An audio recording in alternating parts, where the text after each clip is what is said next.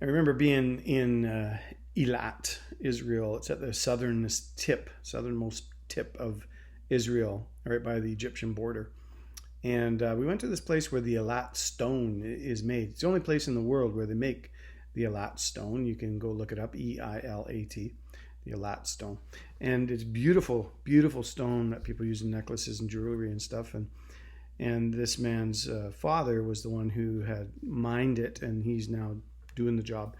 Anyway, he took us through the process of how one of these beautiful stones are made, the cutting, the heat, the water, the buffing, the grinding, all of this. He took us through this process to get to the place where the stone would be like, wow, and then put it around somebody's neck.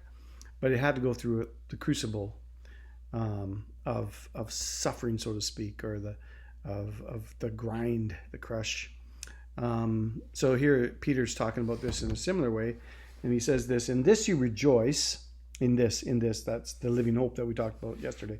In this you rejoice, though now for a little while, if necessary, you have been grieved by various trials, so that the tested genuineness of your faith, more precious than gold that perishes, though it's tested by fire, may be found to result in praise and glory and honor at the revelation of Jesus Christ. Though you have not seen him, you love him. Though you do not now see him, you believe in him and rejoice with joy that is inexpressible and full of glory. And he doesn't mean that you can't express it. There's something more there. But that joy is, and you obtain the outcome of your faith, which is the salvation of your souls. So in this we rejoice. In what do we rejoice? This living hope that we talked about that is imperishable, unfading. Your eternal life starts right now. It just is on. It's on now.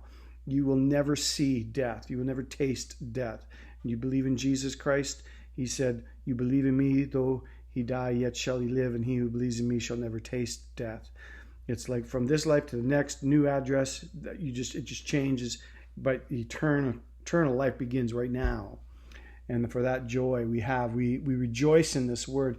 And the word rejoice is a funny little Greek word. It means to exalt, exceedingly glad, like really glad, to rejoice. And Peter sort of dramatically goes from this height of this joyful, rejoicing, inexpressible, full of glory, in the midst of agony of grievous trials. So it's woof. But it says it's for good reason. That is the tested genuineness of your faith is happening. Do you remember that commercial where the gorilla is he's testing these suitcases?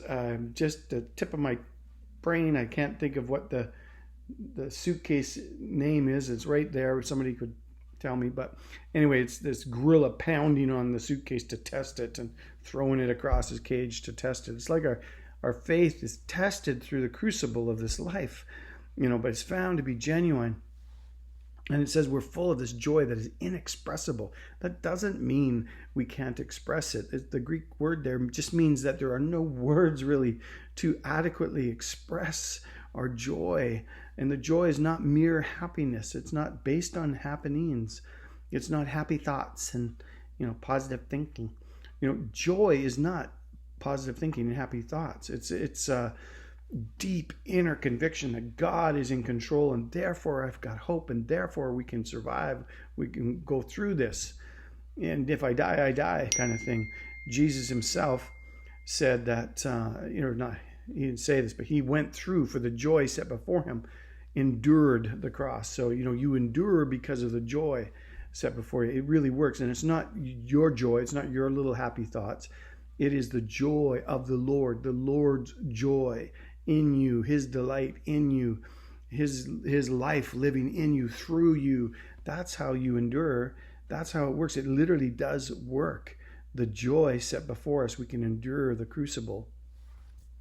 So if our faith is to endure, it's got to be purified. It's got to be tested. Like gold, it has to pass through the fire, and it removes the combustible things, the scum that pure gold has gotten rid of because of the fire. It shouldn't surprise us. It shouldn't cause us to doubt God's faithfulness. Rather, we should just really appreciate these things as they come because it is testing our faith and proving it genuine. Our trials keep us trusting in God.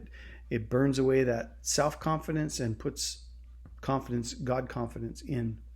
Just like fire does not destroy gold, it makes it better. It purifies it. Fire purifies gold. And, when Jesus is revealed, the gold of our faith will also be revealed, will shine to the praise of his glory and his glorious grace. The whole nature of suffering changes. If Christians get a hold of this, they realize that our anguish can bring honor and glory to Jesus Christ. The stuff we go through, the suffering we go through, the grieving we go through can bring honor and glory to Jesus Christ. If everything is perfect in our life, does that draw the attention of non-Christians who go like, well, of course he's happy. Look, he's got everything he needs. But when we go through trouble, when we go through sickness, when we go through pain, when we're grieving, and we do so with hope and we do so with joy, that draws attention. That is like, how do you do this? Where do you get this peace? How do you still have joy? That draws attention in the sense that it brings glory to Christ because he's the only one who can get us through. He's the only one who gives it. Peter says, we did not see Jesus. We do not see Jesus now physically, but we will see him one day.